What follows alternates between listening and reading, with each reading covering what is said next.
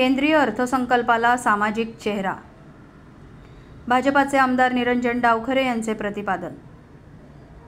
केंद्रीय अर्थमंत्री निर्मला सीतारामन यांनी सादर केलेल्या केंद्रीय अर्थसंकल्पाला सामाजिक चेहरा असून समाजाच्या सर्व स्तरांतील नागरिकांचा अर्थसंकल्पात विचार करण्यात आला आहे।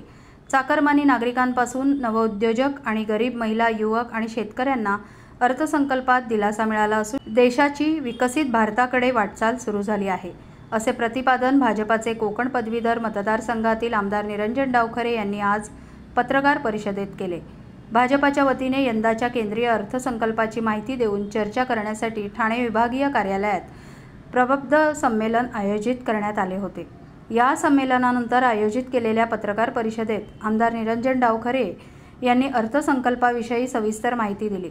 यावेळी भाजपाचे ठाणे शहर जिल्हाध्यक्ष संजय वाघुले, माजी नगरसेवक संदीप लेले, उपाध्यक्ष सागर भदे, सरचिटणीस सचिन पाटील, समीरा भारती आदी उपस्थित होते। पंतप्रधान नरेंद्र मोदी यांच्या 10 वर्षाच्या कार्यकाळात देशाने अर्थव्यवस्थेत 10व्या क्रमांकावरून 5व्या क्रमांकावर झेप घेतली। सातत्याने वाढणाऱ्या अर्थव्यवस्थेमुळे भारताची वेगाने विकासाकडे वाटचाल सुरू झाली आहे। 2047 मध्ये विकसित भारत घडवण्याचे लक्ष्य ठेवून विविध धोरणे आखण्यात येत आहेत। त्याचीच प्रचिती यंदाच्या केंद्रीय अर्थसंकल्पात आली आहे। केंद्र सरकारच्या उत्तम धोरणामुळे भारत जगभरात प्रगतीपथावर आहे, असे प्रतिपादन आमदार निरंजन डावखरे यांनी केले।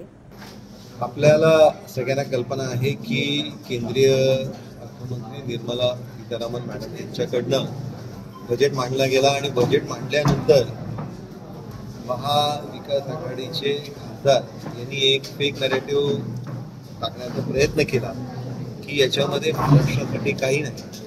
त्याचा स्पष्टीकरण हे केंद्रीय मंत्र्यांकडनंही आलेलं आहे, त्याचबरोबर आमचे केंद्रीय नेत्यांकडनंही आलेलं आहे, राज्यांच्या नेत्यांकडनं आलेलं आहे आणि त्याच्यामुळे टप्प्याटप्प्याने प्रत्येक ठिकाणी अशा परिषदा, असे संवाद हे सुरू असताना त्याच्यामध्ये ज्यावेळेस राज्यांच्या नेत्यांचं मांडणी झालेली आहे, त्याचबरोबर आता जिल्हानिहाय आणि त्याच्यानंतर मंडळनिहाय या संदर्भातली भूमिका ही मांडण्याचं काम आम्ही सगळेजण करतोय।